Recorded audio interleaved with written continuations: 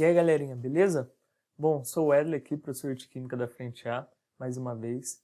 Hoje eu não consegui gravar minha tela, tive alguns problemas com o notebook e também na correria da quarentena acabou não conseguindo arrumar. Vocês repararam que eu mudei a intro, né? Eu mudei por causa que agora eu vou disponibilizar esses vídeos no meu canal e no canal do Cursinho Herbert Souza, que era onde eu postava antes. E esse canal vai ser mais para eu postar as aulas, meus jogos de basquete, que é o intuito também do canal. Beleza? Então vamos lá. Hoje a primeira parte vai ser do átomo. Eu vou explicar o começo. Vão ser duas aulas e essa daqui vai ser a primeira sobre a estrutura mesmo do átomo. Bom, mas para isso eu coloquei esse carinha aí. Ah, quem que é esse cara? Eu vou explicar quem é ele. Ele é um spoiler da aula, de uma das piadas. Quem já sabe, parabéns, porque não é muito famoso, mas se quiser deixar no comentário, é isso aí. Então vamos lá. Antes de começar a aula, eu queria falar um pouco sobre a frase do dia, né? Sempre uma frase do Paulo Freire. E a frase é: mudar é difícil, mas é possível. E por que eu coloquei essa frase? Porque devido aos problemas que estamos tendo, né, por causa da pandemia, né, em si, tivemos que mudar muito, né? Os alunos estão aprendendo de uma forma diferente, os professores estão tendo que usar outros métodos, inclusive o canal começou por causa disso, né? E a gente acaba achando que é algo inevitável, algo ruim. Mas a partir do momento que a gente aceita a mudança e percebe que, por mais que seja difícil, é alguma coisa que vai trazer novidades e às vezes as novidades são boas, a mudança se torna mais fácil, né? Mais tranquila. Então vamos lá. O que é um átomo? Bom, antes de falar disso, eu vou trazer um resuminho da aula de modelos atômicos que eu acho que eu não postei no canal, mas eu posso depois gravar e postar ela. E o resuminho é esse. Bom, para o Leucipo, todo átomo é indivisível e eterno, se comportam como um quebra-cabeça para formarem estruturas maiores. Ou seja, para o Leucipo, assim como para todos os outros filósofos de antigamente, a maioria, o átomo era muito pequeno e indivisível. E o Demócrito completava. Uma substância no estado líquido tem átomos arredondados, por isso eles escoam, e no estado sólido se apresentam como átomos pontiagudos. Então, para o Demócrito e o Leucipo, eles acreditavam que o átomo ele tinha uma forma diferente de acordo com o estado físico que a solução e a substância estavam. E para o Dalton? Bom, o Dalton ele acreditava que os átomos são maciços e apresentam forma esférica, os átomos são indivisíveis, são indestrutíveis, são neutros, não possuem carga, e um elemento químico é um conjunto de átomos com as mesmas propriedades, tamanho e massa. E elementos diferentes possuem tamanho e massas diferentes. Ele imaginava que o átomo era uma bola de bilhar, né? O modelo dele. Bom, e para o Thomson? O Thomson ele imaginava que o átomo era uma esfera de carga elétrica positiva e recheada de elétrons de carga negativa, muito semelhante a um pudim de passas, né? Que inclusive foi assim batizado o modelo atômico dele. Rutherford. Bom, Rutherford, para quem não lembra, foi o químico que fez o experimento com a folha de ouro, que ele bombardeava com partículas alfas e tudo mais. E com esse experimento ele chegou à conclusão de que o núcleo do átomo é em sua maior parte vazio. Na verdade, a maior parte do átomo é vazio, 99,9% dele é vazio. O núcleo é muito pequenininho e o seu núcleo possui partículas positivas e os elétrons giram em torno do núcleo de forma desordenada, semelhante a um sistema planetário, né? Como vocês podem imaginar, o Sol é o núcleo e os elétrons são os planetas que giram em volta do sistema solar. Bom, e para o Bohr? Para o Bohr, ele trouxe 4 novidades que perduraram por muito tempo. Hoje em dia, o Bohr não é o último modelo atômico, mas é o utilizado no vestibular, é o que vocês vão utilizar. Bom, os elétrons nos átomos movimentam-se ao redor do núcleo em trajetórias circulares chamadas camadas ou níveis. Isso é muito importante. As camadas são denominadas como KLMNOPq, e para um elétron passar de uma camada para outra, eles utilizam energia, né? Então eles fazem saltos eletrônicos e quando eles voltam de uma camada, eles liberam luz. Mas por que eu fiz esse resuminho? Porque o do Bohr foi o último átomo. Ele foi o modelo atômico que vocês vão usar no vestibular e é importante saber disso. Bom, mas e agora? O que é um átomo? É ele. Pronto, galerinha. Era essa a piada do dia, né? Esse personagem é um personagem da Liga da Justiça e o nome dele é Átomo. É um personagem bem antigo, mas ele é o átomo. Bom, claramente que não, né? O átomo eu tentei esquematizar e trouxe essa foto. Bom, como vocês podem ver, o átomo ele é dividido em duas partes, né? O núcleo e os elétrons. O núcleo possui os prótons e os nêutrons e a eletrosfera, possui os elétrons. Lembra no modelo atômico do Bohr? Bem aqui, ó, são aquelas camadas. Tá vendo a representatividade? Esses círculos são as camadas que o Bohr falava. Belezinha? Então, sendo assim, a gente consegue dividir o átomo em duas partes. Núcleo e eletrosfera. O núcleo é formado por prótons e nêutrons, e a eletrosfera é formada por elétrons. O núcleo, formado por prótons de carga positiva, então a carga do próton é positiva, e sua massa é 1U.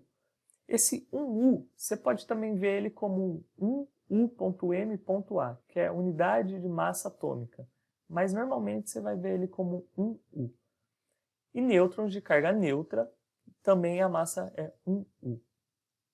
Curiosidade, o núcleo corresponde a menos de 1% do tamanho total do átomo. A gente estipula que se o átomo fosse do tamanho do Maracanã, o núcleo seria a bola do centro do meio de campo. É muito menor o núcleo em relação a todo o estádio. A eletrosfera. Ela é formada por elétrons de carga negativa e possui uma massa desprezível. Ó, presta atenção, não quer dizer que o elétron não tem massa, ele tem massa, mas sua massa é tão pequena em comparação ao próton e o nêutron que a gente nem considera. Os elétrons movimentam-se ao redor do núcleo pelas camadas, assim como o Bohr falava. E vale lembrar que a última camada contendo um átomo, olha gente, eu errei, a última camada contendo um elétron é chamada de camada de valência. Então, vou até ajeitar isso na edição. A última camada contendo um elétron é chamada de camada de valência. Nomenclatura. Bom, se vocês viram as últimas aulinhas minhas, na verdade, meu último vídeo que eu lancei no canal, eu comprei uma lousa, né? E estava muito difícil achar um esqueminha, então eu escrevi na lousa, tirei a foto e trouxe para vocês. Depois que eu terminei a aula, eu acabei achando um esqueminha, mas tudo bem. Bom, como que vai ser representado? Vai ser representado da seguinte forma. X você considera como um elemento. Então, flúor, carbono, boro, oxigênio, nitrogênio, ele é o X. A e Z. A vai ser para a massa atômica e Z para o número atômico. Ah, Wesley, mas sempre vai ser nessa ordem? Sempre vai aparecer a massa em cima e o número atômico embaixo? Não. Por exemplo, aqui o número atômico está em cima e a massa está embaixo. E como que você vai cravar, saber essa é a massa atômica e esse é o número atômico? O número atômico sempre vai ser preciso, sempre vai ser arredondado. Por quê? Porque o número atômico é igual à quantidade de prótons que tem no núcleo. E a massa, muito provavelmente, vai ser quebradiça. Então, tá vendo? 10,806. Então, você consegue cravar que essa é a massa. E esse que é o exato, né? Número natural, é um número atômico. Belezinha? Bom, nós temos também nêutrons, que é representado como N maiúsculo, e elétrons, que é representado como E minúsculo. Também tem os prótons, que é representado como P maiúsculo. Bom, então a gente consegue estipular um cálculo agora. Z é igual a P. Por quê? Porque o número atômico, lembra, Z é o número atômico, é igual ao número de prótons. A, que é a massa do nosso átomo, massa atômica, vai ser igual à somatória de prótons mais nêutrons. E elétrons vai ser igual ao número de prótons, mais um detalhe, somente para átomos neutros. Mas o que é um átomo neutro?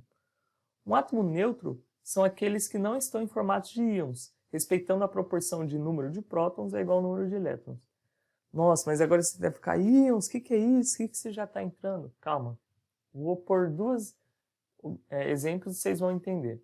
Íons é quando você tem, sabe, o elemento químico com esse sinalzinho de 2-, H+. Isso são íons. Então, imaginando que o oxigênio, o número atômico dele é 8. Imaginando que ele não tivesse em estado íon, ele estivesse em estado neutro, ele teria, assim como 8 prótons, ele teria 8 elétrons. Mas aqui ele está com uma carga 2-, ou seja, carga 2-, lembra que é o contrário, ele então tem 10 elétrons. E o hidrogênio, que tem um número atômico 1, que teria 1 elétron em sua camada, se fosse em estado neutro, como ele está em formato de íon e a carga dele é positiva, é como se ele tivesse perdido mais um elétron. Então ele não tem nenhum elétron, galerinha. Então, em vez de 1, ele tem nenhum. Entenderam? Íons é quando tem os numerozinhos aqui. Beleza? Quando é negativo, ele ganha elétron, e quando é positivo, ele perde elétron. Então vamos fazer um exercicinho. O enxofre. Bom, a gente tem aqui 32 e 16. A massa atômica do enxofre, que é o A, seria qual? O 16 ou 32? Lembra? A massa vai ser sempre a que está mais quebradiça, né, galera? Então a massa dele é 32. Sendo assim, o número atômico, o Z dele, é o 16. P, número de prótons. Lembra? P é igual a Z, sempre. O número de prótons é o número atômico do átomo. Então, igual a 16. Número de nêutrons. Lembra da equaçãozinha A igual a P mais N? Então, a gente tem que A é igual a 32, né? 32 é igual a 16, que é o número de P, mais N, né? Que é o número que a gente quer descobrir de nêutrons. A gente fazendo essa equaçãozinha, 32 menos 16, sobra 16. Ou seja, o resultado da equação de nêutron, da equação para descobrir o número de nêutrons, é 16. E o número de elétrons, galera? O número de elétrons, lembra? Quando está em um estado neutro do átomo, vai ser igual ao número de prótons. E como aqui vocês não veem nenhuma carga, então o número de elétrons vai ser igual a 16. Beleza? Ah, mas vai ser sempre assim, Wedley? É tudo igual? Não. Cuidado muito com isso. Por exemplo, o césio. O césio tem a sua massa de 132,91. Vamos arredondar para 133, beleza? O seu número atômico, aqui ó, é o 55. Beleza, galera? Então, a massa do césio é 133 e o seu número atômico é o 55. Então, se o seu número atômico é o 55, o seu Z é igual a 55. O seu P, número de prótons, é igual ao número atômico, ou seja, 55. Mas e agora os nêutrons? Não vai ser 55, porque se a gente fizer 133, que é a massa, menos 55, que é o número de prótons, não vamos ter 55, nós vamos ter 78, exatamente. E o número de elétrons, ele não é um átomo ionizado, vai ser igual à camada do césio. Belezinha, galera? Bom, essa foi a aula de hoje. Espero que vocês tenham entendido. Eu vou disponibilizar também no Drive os exercícios. E próxima aula eu já trago para vocês exercícios com íons e também vou falar um pouco sobre isótomos, isobaros e isótopos. Belezinha, galera? Fiquem na paz aí, estudem bastante e cuidado com o famoso aí vírus que eu não posso falar o nome, senão desmonetiza. Beleza, galera? Até mais.